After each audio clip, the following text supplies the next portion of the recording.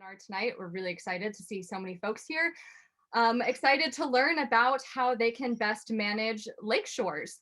We have some really fantastic presenters here with us tonight, and we're gonna learn some amazing information. So with that, I'm gonna introduce Paul Radomski, who is a scientist with the Minnesota Department of Natural Resources. Paul currently serves as Minnesota's scientific expert on lakeshore habitat management issues. Paul has published over 30 scientific articles on a range of topics, including water level management, consequences of climate change on fish recruitment, management of commercial and treaty fisheries, loss of lakeshore habitat, recreational fisheries regulation, loon nesting, aquatic plant monitoring, lead fishing tackle policies, ethics of aquatic non-indigenous plant management, and gill net selectivity. So Paul is an expert on many, many things. He, together with Dr. Van Ash, authored a book on lake ecology and lakeshore redevelopment titled Lakeshore Living. He had a major role in the development of model shoreland ordinances, and he assists local governments in lake protection through improved watershed management, planning, and implementation. Paul works out of the DNR Brainerd office, and he is always willing to help lakeshore owners and lake associations better protect their lakes. I'm also going to introduce Greg Berg, who is a riparian resources specialist with the Stearns County Soil and Water Conservation District in Waite Park, Minnesota. He has been with the district for over 20 years. His responsibilities with the SWCD include erosion control projects focusing on bioengineering, wetland restorations, stormwater projects, lake management planning, shoreline and stream bank restorations. Using native plant materials and natural erosion control techniques with landowners, and he has been a focus for him. He graduated from St. Cloud State University with a BS in environmental studies. And prior to employment with SWCD, Greg worked for Stearns County Environmental Services and the Minnesota DNR Division of Waters, which gives him a very well-rounded background. So both of our experts tonight just have a wealth of knowledge, and I'm so excited that we all get to learn from them. So with that, I will hand it over to Paul. Thanks, B. I'll go ahead and pull in my PowerPoint here. Start us off. Can you see that okay? Excellent. Yes. So I want to talk about shoreland stewardship from my perspective, and hopefully that helps you think about how you're living on the lakes.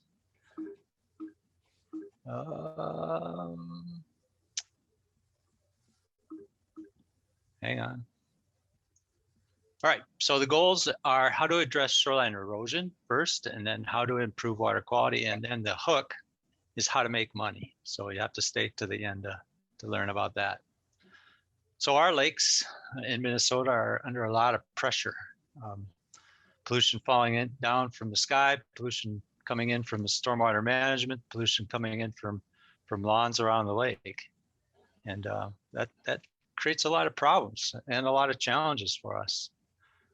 Every time you have erosion, the pollutants will stick to the sediment and end up in the water. And of course, lakes being at the bottom of a watershed, that's where they'll ultimately end up and affect your water clarity, your water quality, etc. And how do you manage that both at a local level and as a property owner? That's the central question. And the more people that can work on that, the better off we're going to be.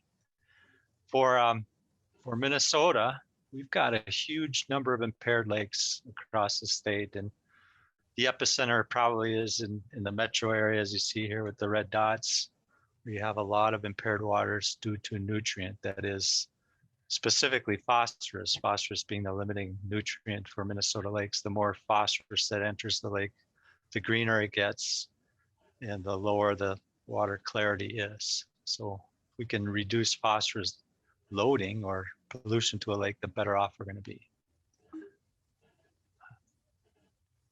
So here's a picture of a metro lake, Pide-Makuska, in 1890. And you can see here the lake was ringed with wild rice.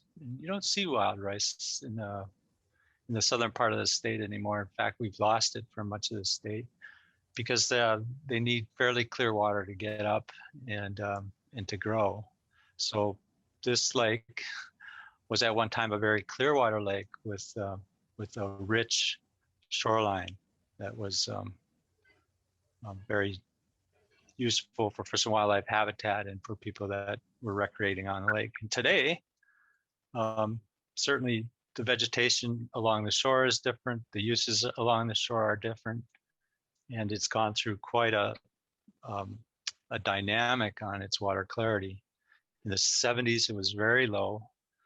A lot of nutrients coming off of the streets and homeowners' properties along the lake, as well as further away in the neighborhoods, which were essentially piped to the lake. And then recently, they've done a lot of work to retain the phosphorus in the sediments at great cost. So what we've learned and for lakes anyway, is it's better to protect them because the cost of restoration is very high.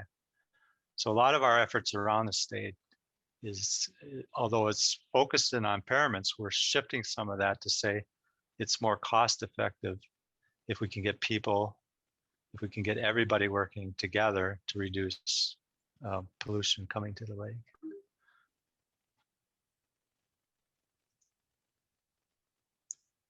So your actions on the shore of the lake do determine your lake's water quality. It also determines the habitat around that lake and ultimately your property value. So here's some typical lawn to the lake kind of management styles that you see across the state, or once were more common, less common today. Is that kind of management style resulted in a lot of increased erosion on the shoreline. When I lived up on Gull Lake here in Brainerd, my neighbor was the richest man in town, and he came to me and says, "Paul, I'm losing my shoreline. My shoreline is eroding at a very high rate. I've lost 6 to 10 feet already coming towards my house." And I say, "Well, it's a very simple problem to fix. Let me help you." And he had that lawn to the lake, and the lawn to the lake does not hold the shore together, right? Grass is very small roots, and it doesn't grab and hold onto that soil. Whereas the native vegetation, often very deep rooted, and includes trees and shrubs and a lot of the native plants that will hold the vegetation together. And once he realized that basic premise, then he changed his behavior about how he treated that near shore area.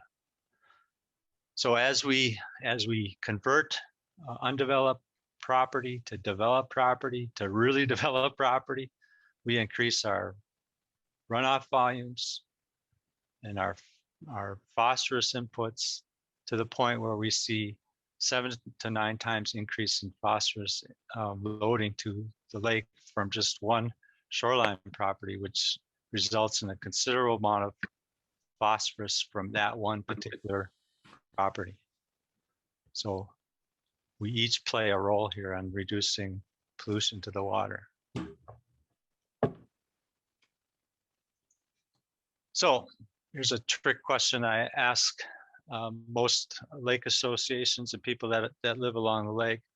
What invasive plant has damaged the lake most? And it is a trick question, because the answer is Kentucky bluegrass. Kentucky bluegrass has damaged our lakes tremendously, but we've taken it for granted for a long period of time. And again, because that plant cannot hold back and protect from wave action along the shoreline. And since it was at one time a very common way to manage shoreline, we ended up polluting our lakes quite a bit. So what we've been advocating and what people are moving to now is essentially shoreline gardens or living shorelines, as you see here on these photos, whether it's steep banks or very shallow banks. inclusion of native vegetation to reduce erosion is the way that people are now managing their shorelines. And we're really seeing a change in that behavior in the last couple of years, which is a really good thing. And as we move out into the lake, here's your typical Minnesota nearshore area. It's not a beach. It's emergent vegetation. It might be wild rice. In this case, it's probably a little bit of wild rice and bulrush, and then you have floating leaf vegetation, and then you have submerged plants. And this is very typical.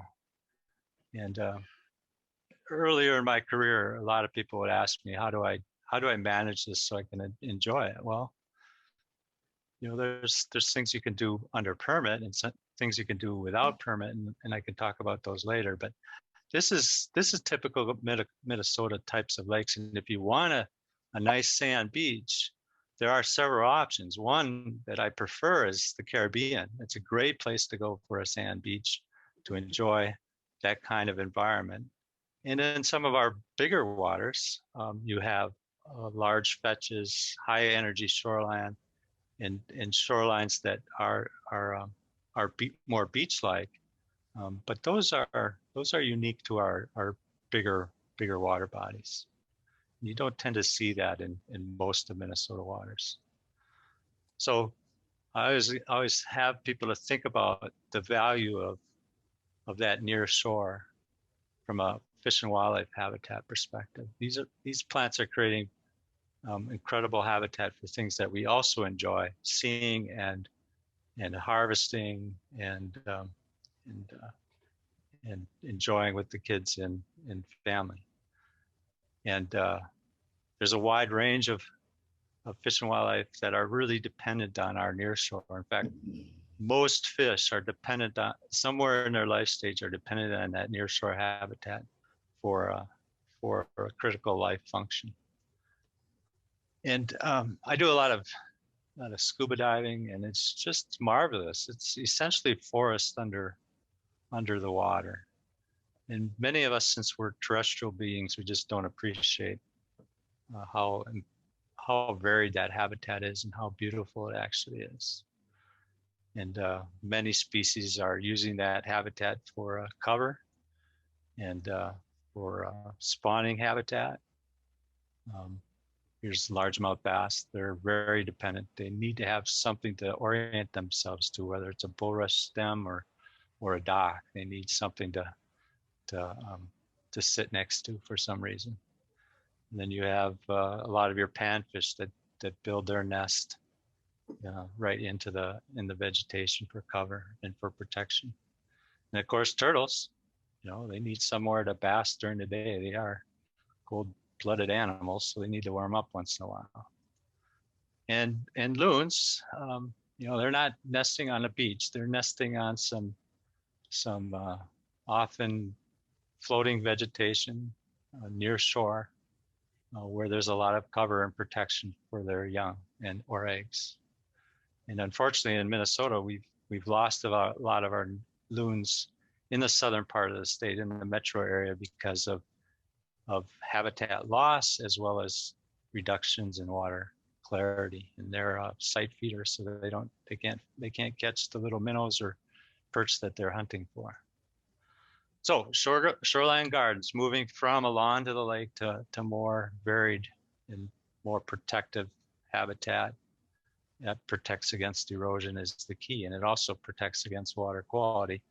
As I mentioned, that phosphorus is just going to run off those lawns right into the water body, and you end up with algal problems. So that's something to think about. Now, how do you get there? So if you have a natural shoreline, preserve it.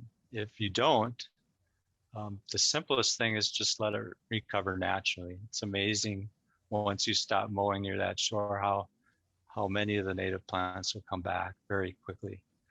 And then if you want immediate gratification, then restore it. And Greg will talk about some of the techniques, I'm sure, about how to do that. The DNR provides tools. Here's an internet tool. How do you choose native plants? How do you restore your shore? Good resources on our DNR website that you can think about. that are site specific based on shade or sunny locations, etc., that will guide you to what kind of plants may work for your site. And you know, they're very beautiful. You look at a lot of the ones that have let it go back, restored naturally, or people have come in and added plants to it. And they're very beautiful places that attract pollinators, attract wildlife that you can view and enjoy while you're sitting at the lake. You know, here's a restored area, beautiful view on the shoreline, and they have cues of care so that the neighbors don't say, "What a mess you had! Why aren't you mowing?" They can say, "No, this is what I'm shooting for. Here's my cue of care." Or it might be a sign, or it might be a fence that defines that area. Now, on your site, to control phosphorus from entering the lake, the simple solution there is get the rain into the ground near where it falls. So when it's coming off of your roof, coming off your driveway or any hard surfaces, try to make sure that that water is directed to somewhere where it will infiltrate and get into the ground. It might be rain gardens. It might be shifting your gutter to a place where it will infiltrate into the ground instead of go down towards the lake. So think about all the ways that you can adjust and alter your own property so you can get that rainwater into the ground. Here's a shoreline up here in Brainerd, very common. The sign there indicates that there's their cue of care, you know, that they're actually managing for that specific view. So, you know, very protective of their shoreline, very good for fish and wildlife, and very good for water quality. Here's a lake just near Lotus Lake. I have some family that live on it. So I was walking out on the ice the other year, and I note that there's three things that they did. They preserved their assets, right? They preserve that shoreline so that it's in a native situation. It's holding back the silt and the sediment at that site, so it's not a problem. It's infiltrating and capturing the runoff from their roof and from their hard surfaces. They created assets. They got a burn pit up there by the house. They got a dock, not a very nice dock, I might add, but a dock. And they got a trail that the neighbors use to get to a nearby public trail.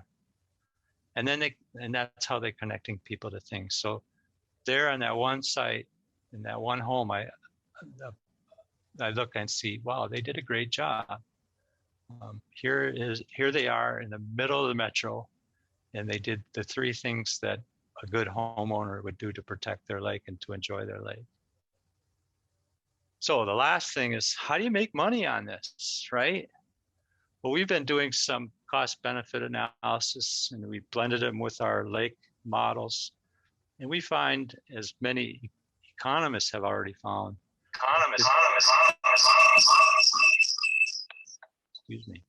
that the shoreline values are a function of lakes' water quality. So the clearer the water, the less phosphorus it has in it, the higher the land value. Land value also increases with bigger lakes and deeper lakes, and then land value is dependent upon location. So if you really want to increase your property value, think about how you can engage yourself on your property and your neighbors to reduce pollution to your lake, and that will essentially mean more dollars, more property value for your property. So with that, I think I'm going to address some of the questions that were asked. Do I still have some time to do that? Yeah, absolutely. All right. So so we got several questions from Amy or B earlier, and I thought I might just walk through some of those that were submitted earlier so we can address them right off the bat. So can I remove hybrid cattail is one of the questions. It's a good question. The DNR has an aquatic plant management permitting process.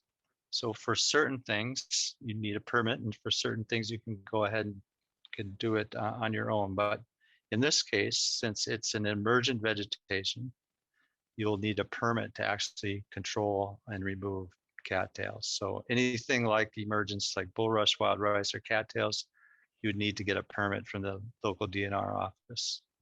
I'll just expand on that. If it's a submerged plant, say it's one of the pondweeds, you can remove up to 25 square feet or 50, no more than 50 alongshore without a permit.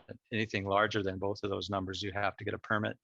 If you're going to use pesticides or herbicides in Minnesota waters, you need a permit, as well as if you're going to create a channel through water lilies that's greater than 15 feet wide to open water, you'll need a permit.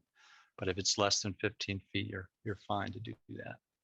So those are how you manage that. It is regulated, and there are some things you can do and some things you can't.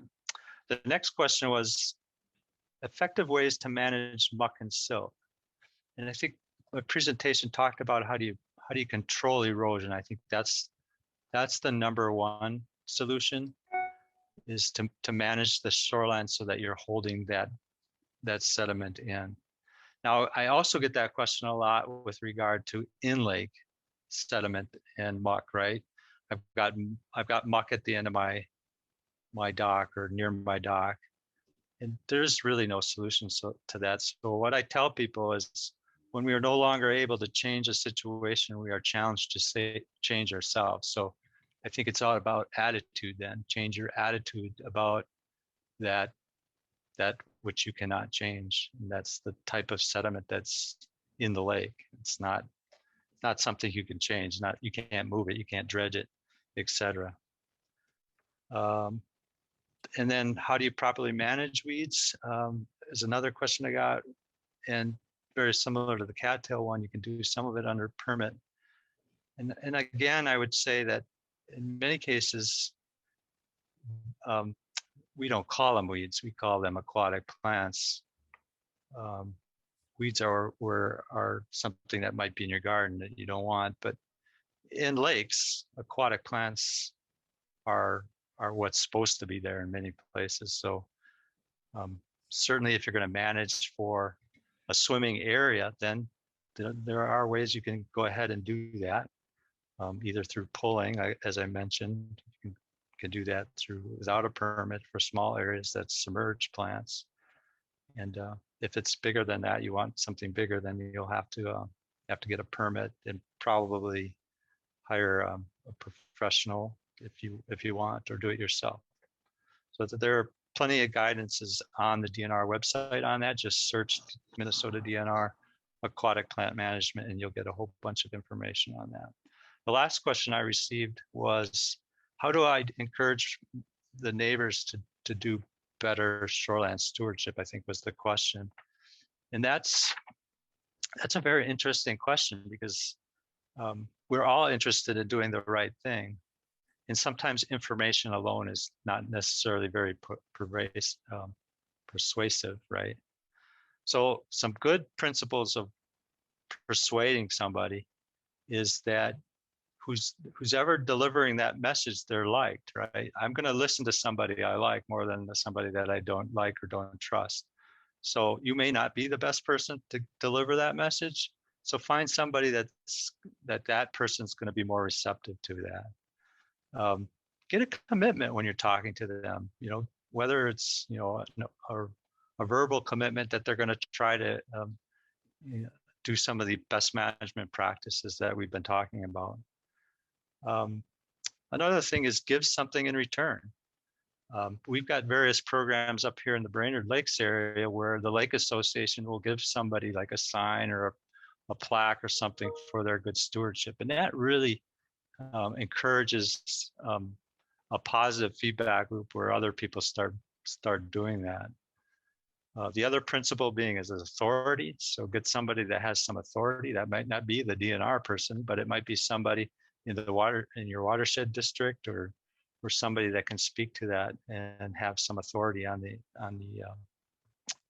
topic. And then finally, you want to normalize the good behavior. Show them the good behavior and show them that this is the normal way to, in the normal best management practices to get people moving in the right direction. If you speak to the negatives, they're going to think that's the normal thing. So stress the positive actions that will help water quality, will help your lake overall. So that's some of the principles that I've heard, but I'm a biologist and not a psychologist, and often it's very difficult. I remember, and the example I often use is drinking while under the influence, right? I mean, it took years for people to move that social norm, which my parents used to drink and drive. They wouldn't do it now at all, but back then it was very common. But it took, what, 50 years? And it wasn't the government pushing that. It was Mothers for Against Drunk Drivers. It was the social norm slowly changed, and then the government followed afterwards. So, but look how an issue that had life and death consequences took a long time to change a behavior. And what we're talking about along shoreline is human behavior on how they treat their property, how they treat a resource that is essentially shared amongst everybody along that shoreline. It's not life and death, but it is quality of life. And if you can move people to better shoreline stewardship techniques, that's great. It may take you a while, but keep working on it. You got to play the long game. So that's the few questions that we got earlier. Are there any other questions, or do we have time for anything else? There are, Paul. Yeah, we have allotted up at least another 5 minutes here for questions, and Okay. there are several in the chat box. We'll start with how about the effects of large wakes on shorelines? Yeah, there is some studies that are going to be conducted by some engineers that are looking at this. What we've been encouraging, and this is very similar to the jet ski phenomena that occurred many years ago, where jet skis were just coming on. They were both loud and creating problems near shore. Is the further you can get the boats offshore, the better off you're going to be. So that allows the distance for the wave to be attenuated and have less impact on the near shore. Of course, we're seeing a huge change in the types of boats where the ballasts are really large and really producing some really incredible size waves, which people are recreating and having a lot of fun. But in some cases, it's causing problems on the near shore. So for your lake, try to get it further off. Certainly, I've been in locations in other parts of the country where they regulate the time and the actual places that they can do those kinds of activities. And that's a local decision. The state does not regulate surface water use kinds of things. It's more up to the local units of government to address those kinds of things. So, but it's very common in other parts of the country where that, if you're going to do wakeboarding or other things, here's the times you can do it. And then here's the times that fishermen can fish, and here's where you can do those activities. So if you've got some of those problems, you could certainly start having those conversations with your neighbors about those kinds of problems, because they're real. And we're seeing that phenomena more and more across the state. Great, thank you. Next question here, comment and question. The shoreline rules developed many years ago were not adopted. Are they potential rules we should bring back for consideration? Oh, brother. That's why I took time off to write the book, is because they didn't go anywhere. Is I thought it was a waste of, we spent years working on that. We went from a set of voluntary rules to try to go through rulemaking, and weren't successful. But I will say the voluntary way worked out pretty well. A lot of local units of government, many in the metro, adopted elements of the voluntary set of rules, and that was encouraging.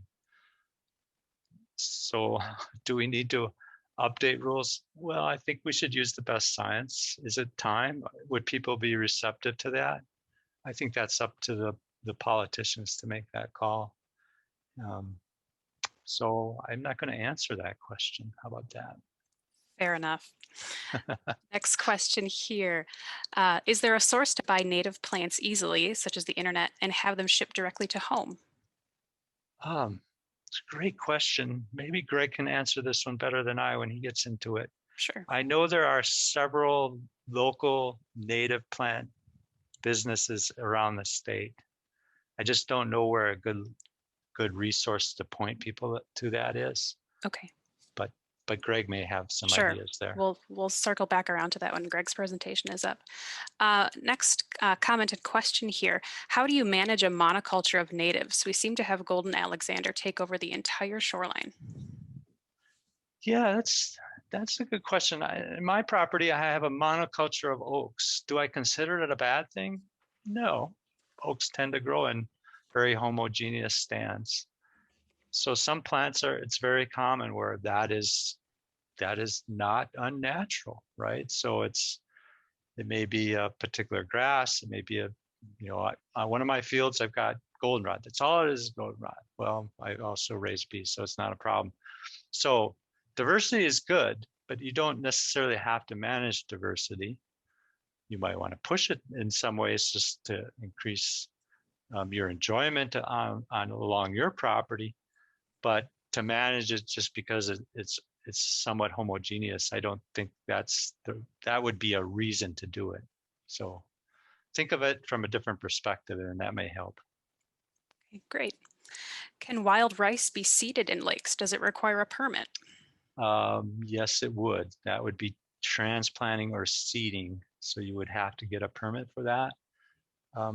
And so get a permit. If you get the permit, certainly it's worked in other places. I know our DNR wildlife management folks seed certain shallow ponds to restore populations of wild rice and have been successful. But it's a very unique plant and has very specific requirements. So it needs shallow water early, so it gets up to a floating leaf stage. So it needs clear water, and then once it's at its floating leaf stage, if water levels increase, it may be able to survive and then become an emergent plant. But it's a beautiful plant, and if the DNR allows that in your specific case, be interesting to hear back how successful you are on that. Okay, one last question I think we can squeeze in here. What would you recommend as wording on signage at the shoreline signaling a natural shoreline? Could the district get those available for homeowners for a nominal cost if not available through DNR or other sources? I would look at some of the Lake Association signs. Maybe the Watershed district has thought about this too, but there are several good examples. I mentioned the Gull Lake one here. They've got a great program that they do through the Lake Association. So look at the Gull Lake in Brainerd Lake Association, and you could probably see their signs. But that's a great thing to pursue if you're very interested to get people moving in a positive direction, and keeping that momentum going is rewarding people for their good stewardship. So I would certainly encourage you to plow forward with that idea and either work with your watershed district there or work with a lake association or both and move forward on that. That's a wonderful project that we're seeing a lot of lake associations around the state do. I think Minnesota Lakes and River Advocates is another resource that you could look into. They've got like 19 lake associations around the state that are just beginning to think about this. So you might want to explore with that organization as well. So talk to the district, talk to those folks, and look at other lake associations to see what they've done. There's a lot of great things that you could easily adapt for your location, I'm sure. Okay, great. Well, thank you so much, Paul, and thank you everyone for putting your questions into the chat. I think that was a really fantastic discussion with some great resources. We will move on to our next presentation from Greg. All right, thanks, Amy. You bet. You hear me okay? I can, if you want to start sharing your screen. I'm working on it here.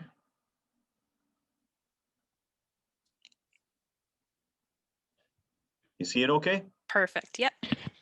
All right, good.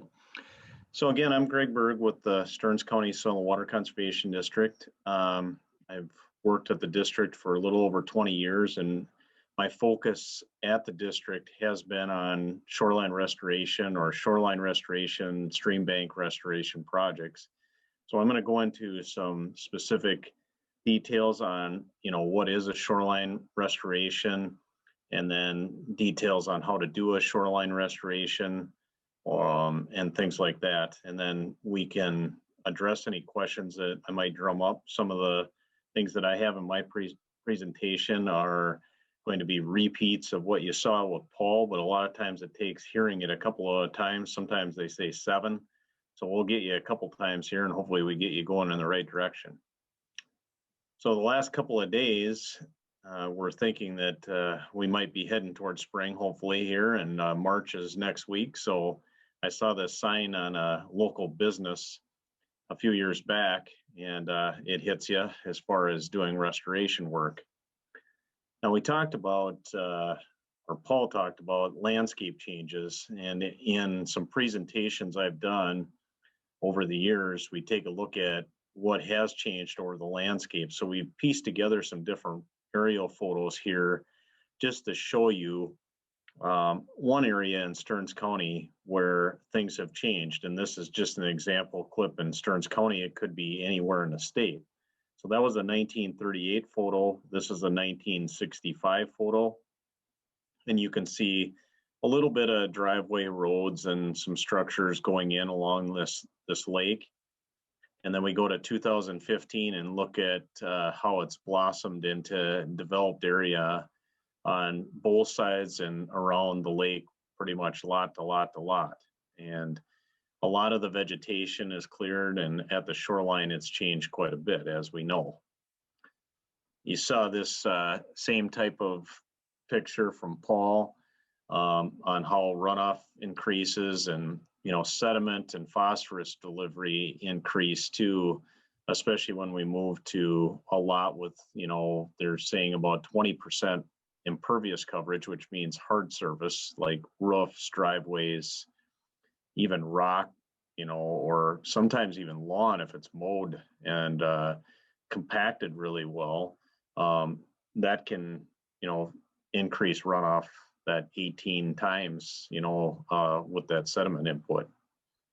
I saw this in like a clip that I had gotten over the internet, South Bend Tribune, and it says, want better fishing, reduce water runoff. So kind of hits home with some of the fish things that Paul brought into it, and that, we've got to look at what we're doing on the landscape and the lots and try to make a difference, because it does affect fishing and fish habitat and those connections. And most people like to, if nothing else, catch fish, see wildlife, and enjoy those types of things.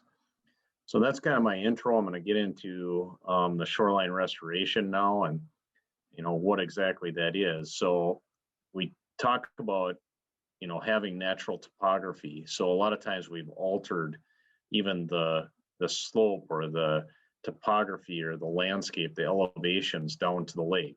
Many times, like somebody would dig a walkout basement and push a lot of material towards the lake and build a retaining wall as such, or something like that. We also need natural vegetation or native vegetation. A lot of times people go on vacations to see natural looking shorelines. Well, why can't we have that everywhere or most places where we have waterfront? And then we talked about a home for fish and wildlife. So in the business, we say there's these zones, and the emergent zone is that shallow water, open water, less than 14 inches. I'll try to use my cursor here to kind of show you as we move from the lake up the shoreline or up higher and drier. And then we've got the lake bank, which is saturated, most moist year round. So right up in here, you get some vegetation in that area. And then the upland is more high and dry. So the transition in between kind of gets inundated with water if you get higher water times, and there's different vegetation that can accommodate that. And Brad Wozni, he works for the state agency, Board of Water and Soil Resources now. And he said it, well, people like the land and they like the water, but they seem to hate the area in between. So this area where the water connects to the land, we're awfully hard on that. And I don't know if hate's the word, but we do a lot of damage in that area by our practices. And so benefits of shoreline restoration, we can control erosion. You know, we protect our property values, like what Paul was talking about, even if you remember him talking about his neighbor losing shoreline. The deep-rooted plants hold it in place. We can filter runoff by having the vegetation that we do. It allows water to go down in those roots and down into the soil rather than run off, which reduces flooding as well. And it creates that fish and wildlife habitat. Sometimes I've worked with people that have been mowing their lawn right to the lake, and all they want to do is stop geese from coming up on their yard. And so this is a good practice for that, because a lot of times that little bit taller vegetation will discourage the geese from coming up. And then low maintenance. Notice it doesn't say no maintenance, but it says low maintenance. So maybe you can do something else rather than mow, and then provides privacy. So you can get a little bit of a break from people staring right into your place, your property, that sort of thing. And this just shows what you can lose when you see what this shoreline looked like over in the background versus the closer in of how much shoreline can be lost over time. And it's real. So Terry and Amy and some of the others asked me to talk about, you know, riprap and why we might use something else. Now, I don't encourage using bowling balls like this picture shows, but why not use something else? And this isn't a terrible example of using some rock with the vegetation mixed in, but they're still mowing awfully close. And why not leave a little bit better strip of vegetation? So I'm going to talk about some considerations for a natural shoreline. It looks green. And, you know, there is a push in society to have more of a greener environment. We've talked about the fish and wildlife.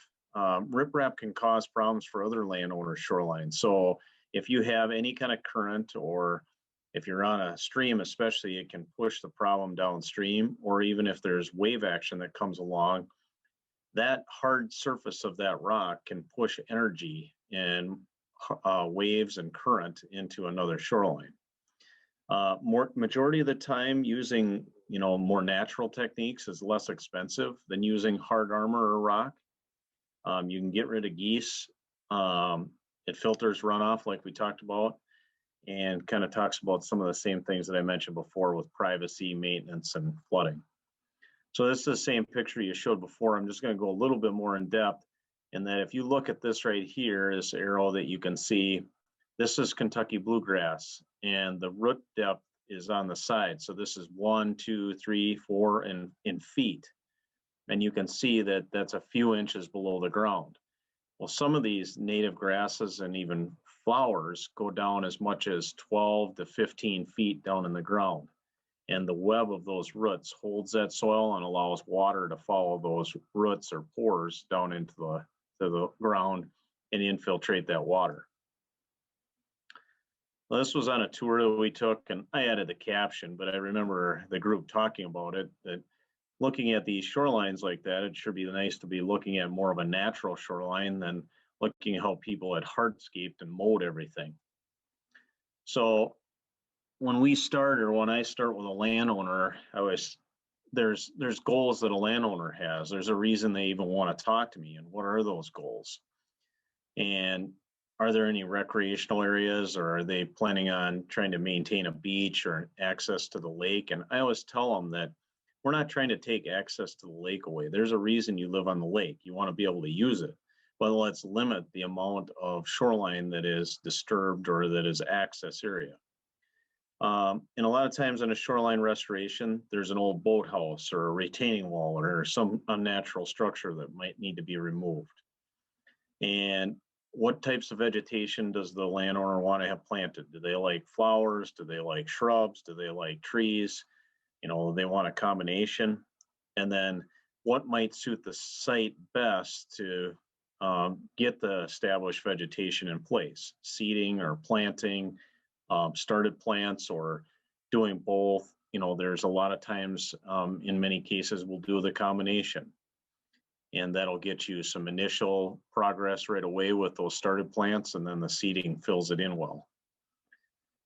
So some options for toe stabilization, or where that water meets the land, you know, stabilization. Revetments are a good option, and I'll show what those are. Cedar trees basically laid along the shoreline. Core logs, I'll show what those are. Brush layering or mattresses and live stakes, I'll go into what all these are. Bio walls, vegetated geogrid, or you know, synthetic material if it's a real extreme issue. Just plants can be good. I mean, a lot of times when you look at a stable shoreline or something that sticks out with a point, it's because there's just good plants there, or a big tree or something like that. And then, you know, rock placement can be okay, but we encourage it to use with vegetation, and we're getting more and more into not using any fabric or anything like that underneath it. So design consideration, hydrology from stormwater runoff, and, you know, land use alters that hydrology. You can get water level information from the DNR Lake Finder site.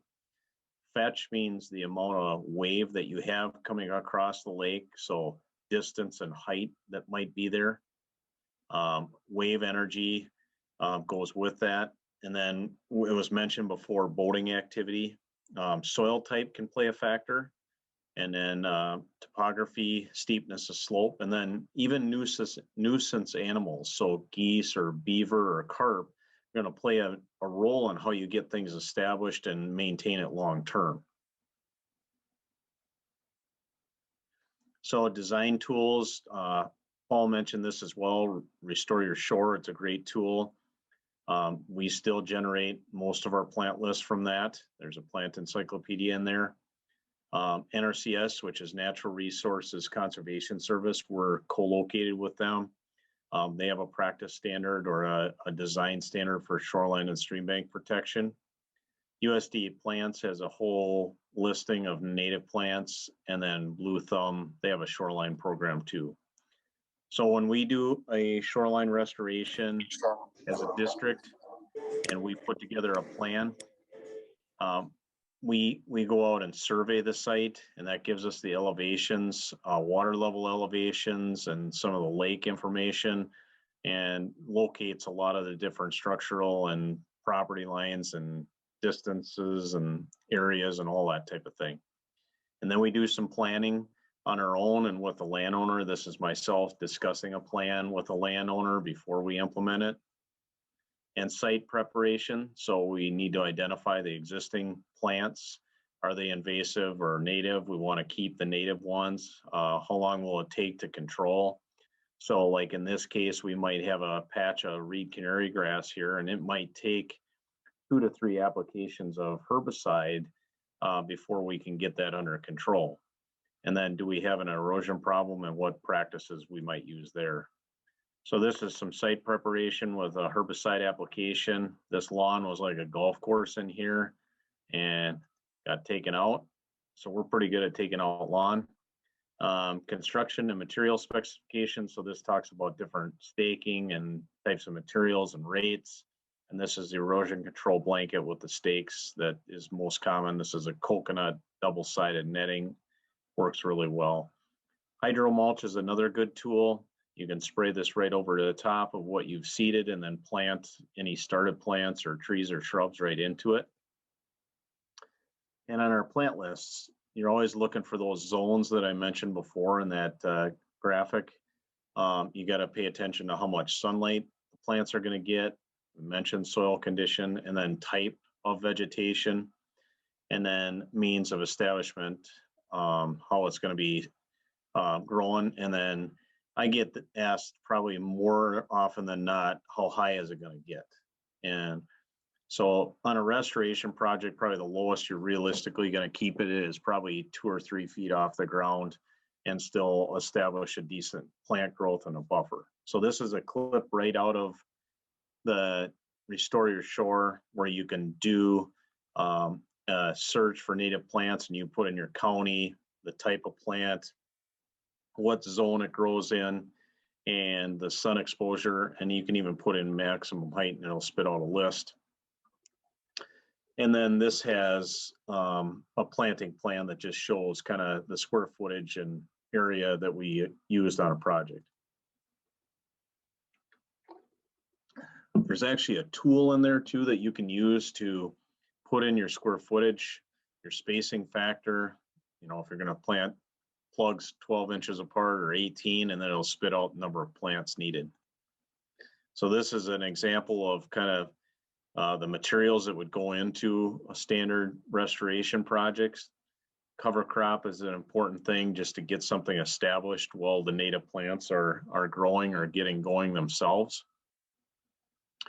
And then we always have what we call a pre-construction meeting or a pre-meeting before the project starts to make sure that the landowner and or contractor and us are on the same page as we get going with things. So this was a project that we did, and a lot of times the landowners will get volunteers. Like this was a group from a local high school, and they came out and they were planting the plugs on this project, and you can see that it's straw mulched.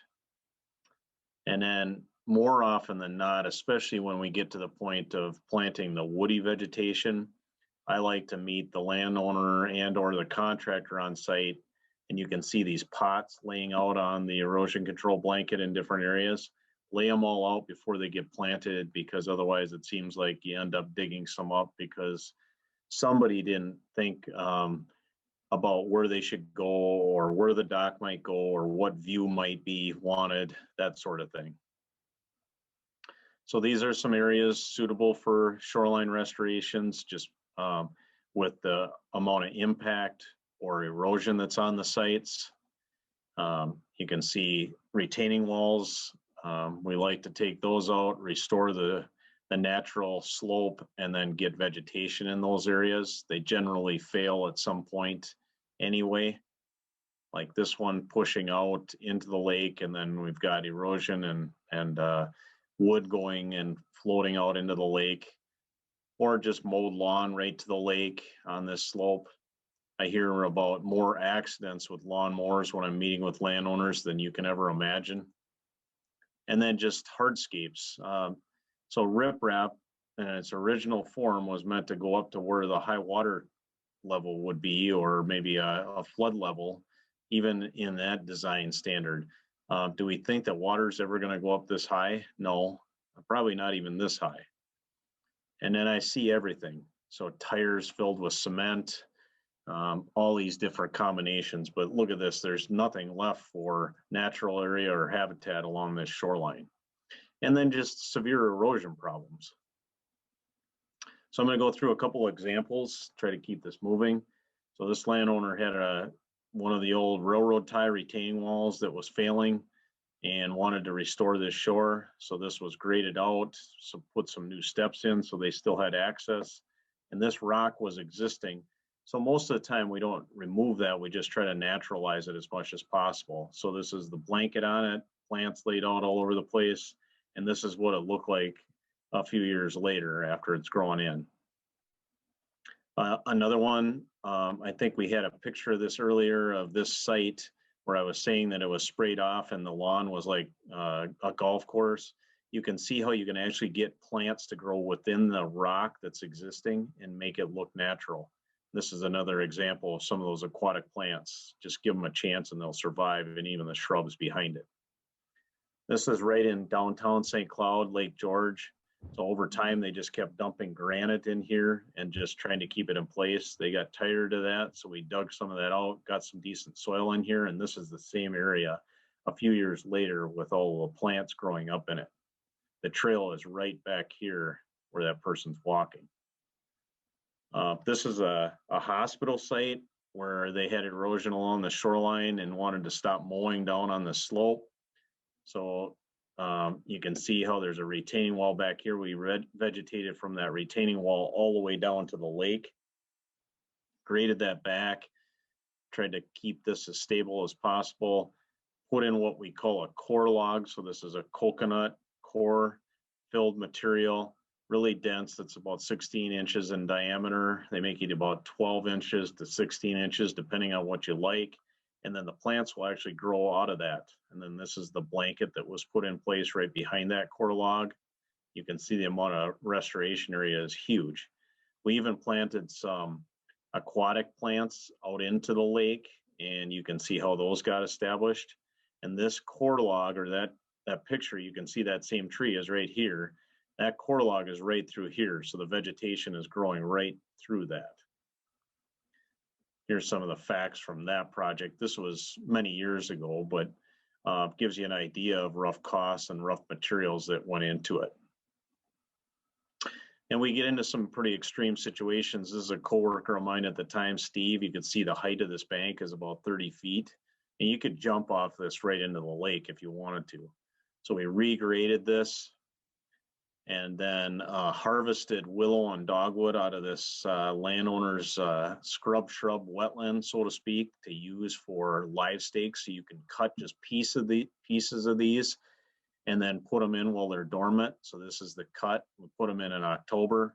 These are brush bundles of the tops of that willow and dogwood that get buried. You can see I'm burying them with the skid loader right over the top. And then this is those stakes sticking out on either side. And then these are cedar tree revetments that get laid down. So there are cedars that are cut, and then you lay them so they're partially out in the lake and partially up on the land. And it does an excellent job of retaining any wave energy before it hits the shore and allowing the vegetation to grow up. That's one of those stakes sticking up, and this is June of the following summer. These were put in October. This is about 3 foot of height already that's growing out of there. And then this is the rest of the vegetation planted and seeded in here. And this is just some pictures of how it looked as it progressed. In the fall, obviously these cedars look pretty dead, but you want to know where everybody fishes. All of the bait fish hang out here, and the game fish come in there as well. And then these are the willows growing up out of that as it got going in dogwood. Had a tour out here one day and kind of showed everybody. So it's just some project facts on that one. This was done in, I think, about the year 2001. So this project will probably be about double now, I'm guessing, but it gives you an idea of how big it was. Sometimes I wonder when I look at shorelines and people are cutting down trees and that, one tree left and they chop this thing down. This was one where there were two brothers that lived right next to each other on the lake, and all they wanted to do was stop the geese from coming up on this gradual sloped yard that was manicured. So again, used a core log, killed off the lawn grass. You can see vegetation sitting here ready to be planted. These get staked in. You put them in a trench a little bit so that you end up with it not moving as much. And then here it is after it was planted. Blanket over the top and kind of tucked in, so to speak. And this is a couple of years later what you get. So these are all native grasses and flowers underneath these trees. And then there are some shrubs planted along the edge because they have a little better root system to hold that bank. This is the same property. One of the best pictures we've ever gotten, just with perfect timing, the amount of flowers and grasses, and then their dock right in the background. This was a rather inexpensive project just from the standpoint of not a lot of earthwork or anything like that, just prep and vegetation. And another one where we incorporate what Paul was saying, like shoreline gardens, we've started to get these depressional areas that people will do to capture runoff coming down the slope. So this is like a little rain garden within the buffer. And this is the lower depression in here on the other side. You can see if you look real close, the slope comes down to about the base of this birdhouse and then back up. So it's kind of like the natural ice ridges that you'd see on a shoreline. In the fall, these actually look pretty good too because the grasses change. A lot of the flowers go to seed and you're getting wildlife in there all the time, like here. So just some project facts on this one and amount of area that we did. This landowner liked what we had done so much here that they put a rain garden up along the road in their driveway to capture runoff as well. And I wanted to show this one just because of the little wall and some of the minor erosion that you might see like along a bank here. They used some small rock at the area where their access was going to be, but then also just these smaller cedar trees just to break any wave action coming up on the shore. And they don't have to be monstrous, but it just makes a big difference on being able to control that erosion and establish the vegetation. So not too expensive, not a lot of earthwork, but just vegetation. This one, we had some pollution reductions that we calculate when we do them too, and just the amount of soil loss and phosphorus that's obtained by doing the project. So on these, we also do an operation and maintenance agreement with the landowner and have them check the project for any problems, making sure that the vegetation grows and it's stable. Replacing lost vegetation, and we can assist with any of these things as possible. And then control weeds. That's probably the biggest thing when I said low maintenance rather than no maintenance. And then we do periodic spot checks just to check in with them. And then the landowner does sign this with us. What do we do as far as our involvement? We provide the technical assistance, design, oversight. We try to cost share the projects up to 75% if we can. And then obviously provide long-term guidance on the project and educate landowners, hopefully on the correct practices with shorelines. How do you get involved? You've got to own the land.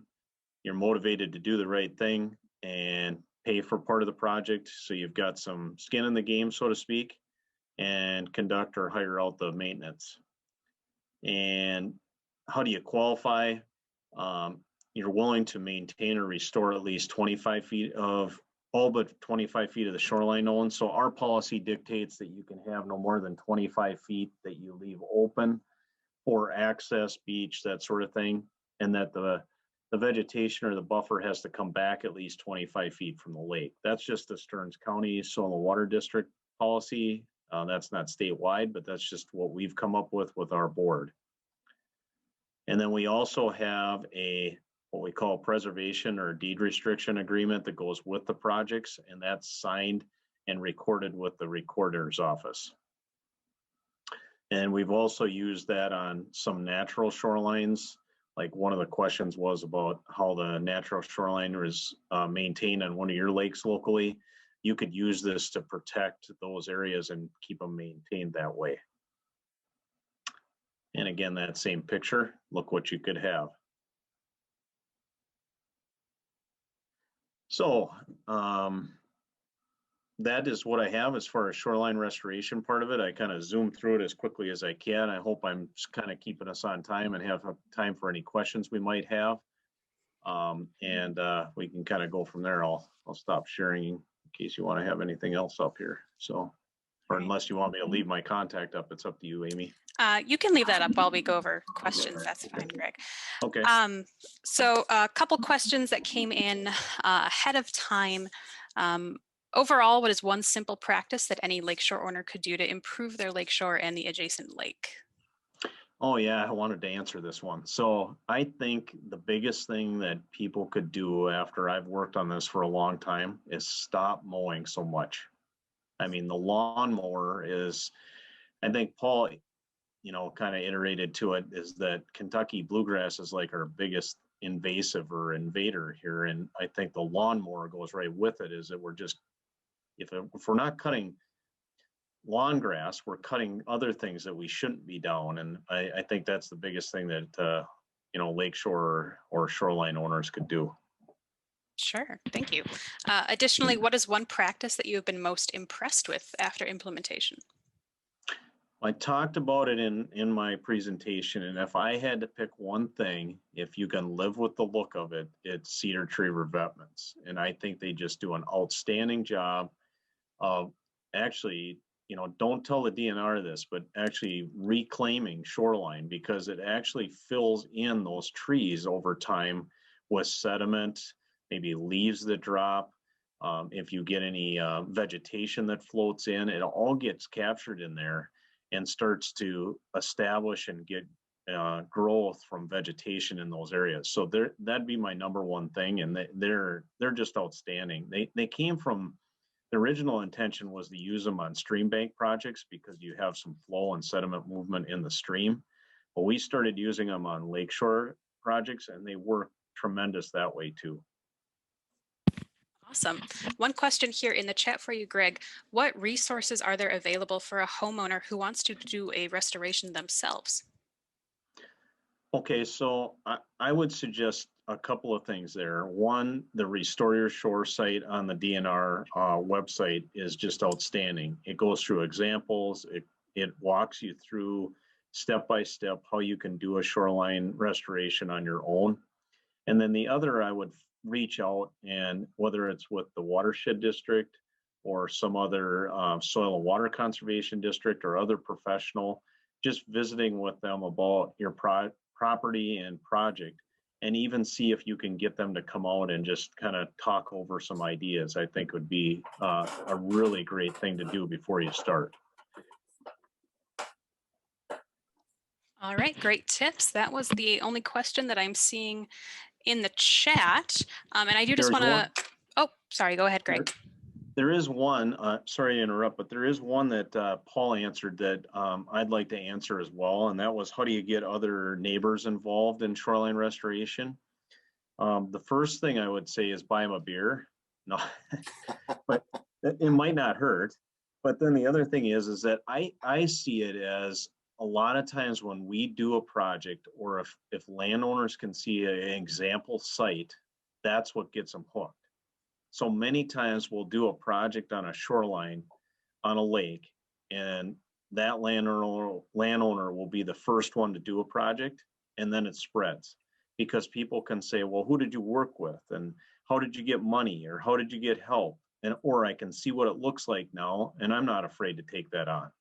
So I think that's a really good way to get others involved too. Absolutely. And then circling back, did you have any tips for folks that could find natural seeds that might be shipped directly to their homes? That was a question that popped up earlier.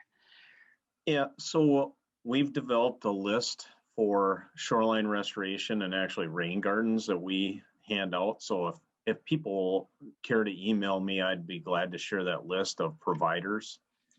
It's not statewide. We just have whoever wants to be on our list locally, but a lot of prairie or native native plant companies do that. And I know I saw Prairie Nursery and Prairie Moon listed in the chat. There's Minnesota Native Landscapes. There's Prairie Restorations. There's Glacial Ridge Growers out in Glenwood. There's a lot of different companies that are involved in this now, and they're not afraid to ship, for sure, seed, but sometimes started plants as well, or they have delivery available, or you can pick up from their nursery. So there's a lot of different options. There's a good market for this now. Great. Okay. And I do just want to let folks know we are going to be sending a follow-up email with kind of all the resources that have been mentioned. There's been a lot of info thrown at you tonight, a lot of great information. But when we send a link to this recording, we will also include a lot of the resources that Paul and Greg have been discussing tonight, just so that everybody can have those in front of them. But with that, thank you so much, Greg. Thank you, everyone, for your questions. Thank you.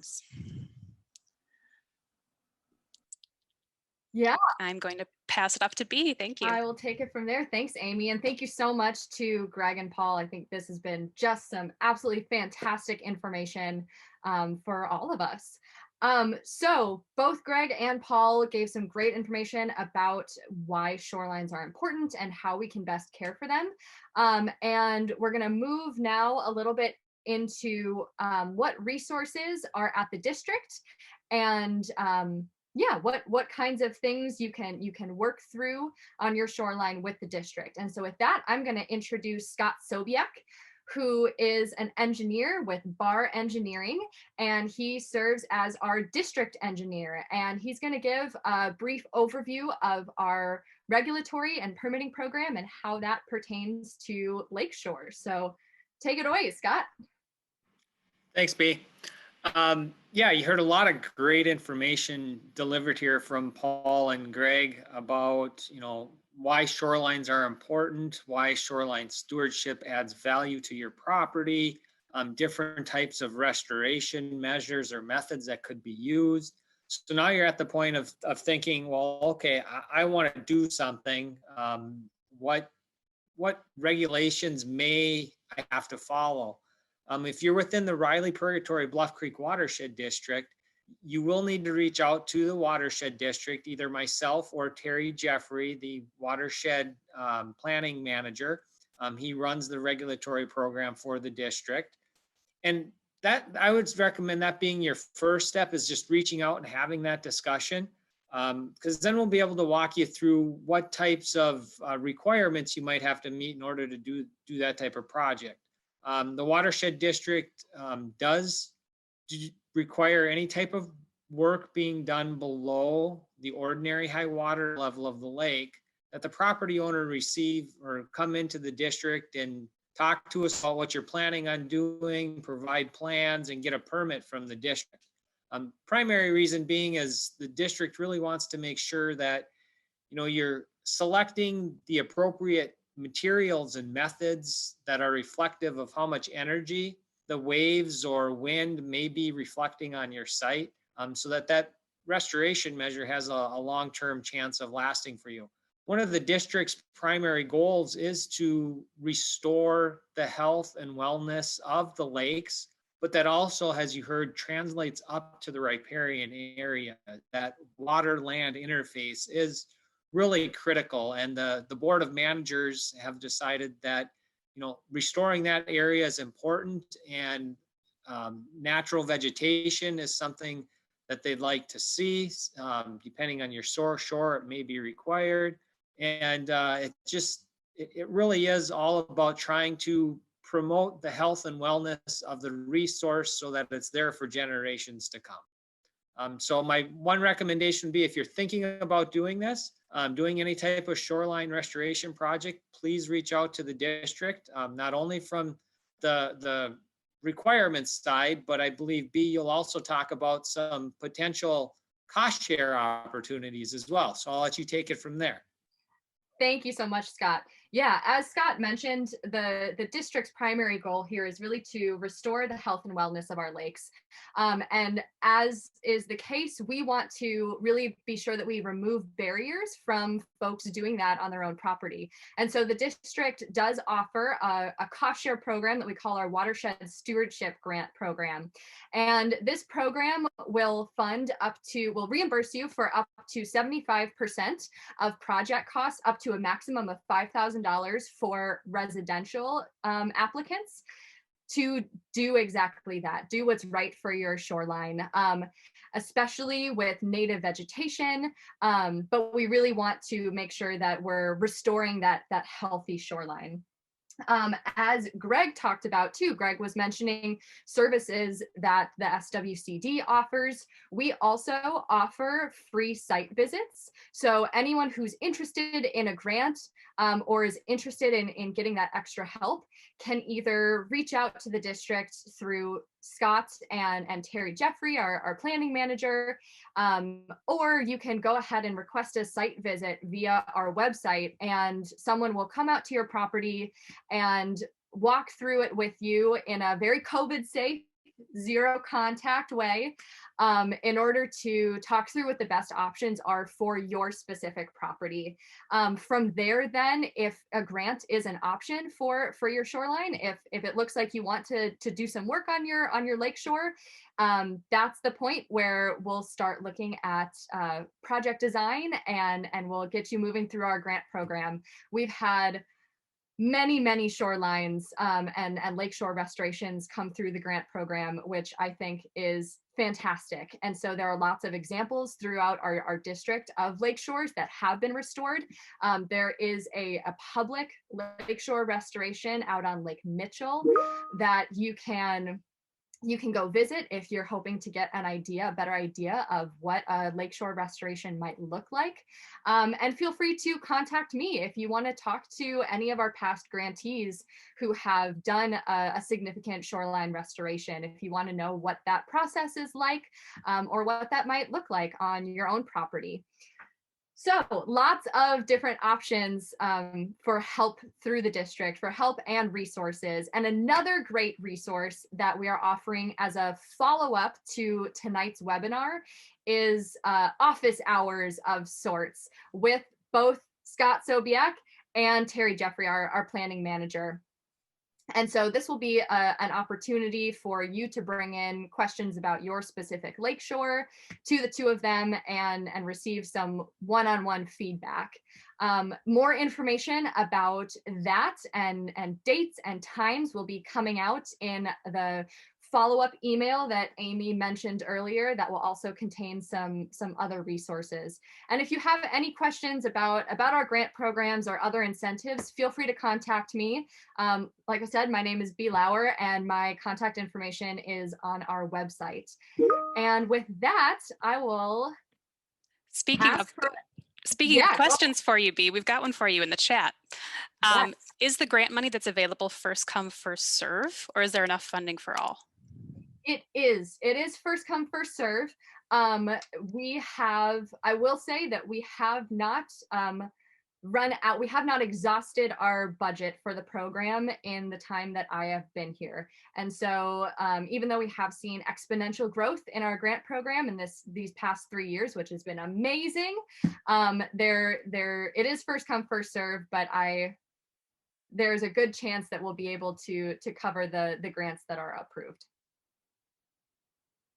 I hope that helps. Are there any other questions for myself regarding incentive programs or the grant program, or for Scott regarding permits at this point?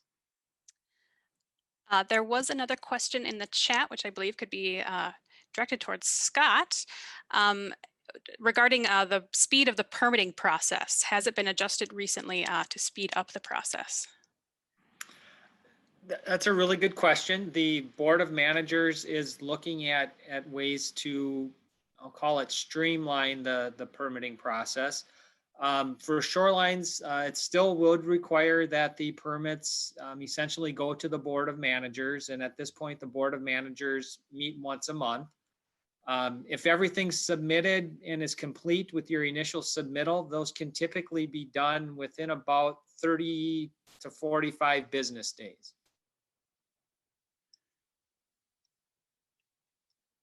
Great, thank you, Scott. All right.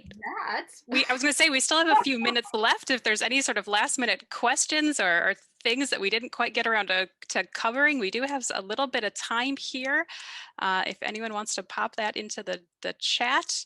But otherwise, you can feel free to head on out and enjoy the rest of your evening. We are so grateful that you all came to quote unquote see us this evening. It's great to see kind of all the boxes with so many names. But otherwise, thank you again to Paul and Greg and B and Scott for all the great information this evening.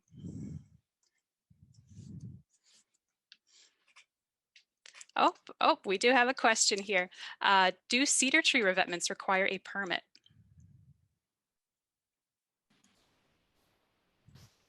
That might be for I can Greg. take that one since Great. I'm, the cheerleader for them. So Normally, they don't require a permit because the DNR usually allows bioengineering techniques, which is kind of a loose term, so to speak, of using natural materials to stabilize your shoreline. But I would say that you should still run it by the Watershed District as well as the DNR, just to get their blessing, so to speak, or their verbal okay, or if you want something in writing, I'm sure they would give you that, just to make sure that it is something that's in line with what their no permit guidelines are. And generally, that would be just showing them a concept of where you're going to put them, how many you're going to put in, and what you're trying to accomplish. And I don't know, I see Paul's taking his video and or his mute off and his video's on too, so maybe he's got a little more explanation, but that's what I normally see. No, that's good advice, Greg. I would just add to the fact that for much of the DNR permitting, it's that area below the ordinary high water mark. So when you're doing activities in that area, the aquatic area and that very close transition area, there's where you might need, well, that's when you'll need to talk to the DNR hydrologist or the aquatic plant management specialist for your activities. Yeah, So even the Riley the Riley Purgatory Bluff Creek Watershed District has worked with the DNR to receive a general permit so that shoreline activities can be permitted through the Watershed District as opposed to having to go to the DNR. Can always go to the DNR, and that will work as well. Great. Any type of land disturbing activity below the OHW within Riley Purgatory Bluff Creek Watershed District would require coming into the district, talking about what you're doing, and highly likely that it would require a permit, including cedar tree revetments. Thanks for adding that, Scott. That does streamline it when it comes through the district. So that's a good thing to know. Yeah, I had shown too, planting some aquatic plants below the ordinary high water level. They were inundated with water. Paul pointed out that, their aquatic plant management permit would probably still be needed. And that's just to double check that we're not planting any invasives and that we're kind of on the right path. But it's still something that needs to be, on file and within the project coordination. Okay, thank you so much for coming this evening. This is a great evening of learning. Yeah, this was fantastic. I thank you so much, Paul and Greg. This was exactly what we were looking for. I'm really excited for folks to get their hands on this info. So thank you. You're welcome. Have a good night, everybody.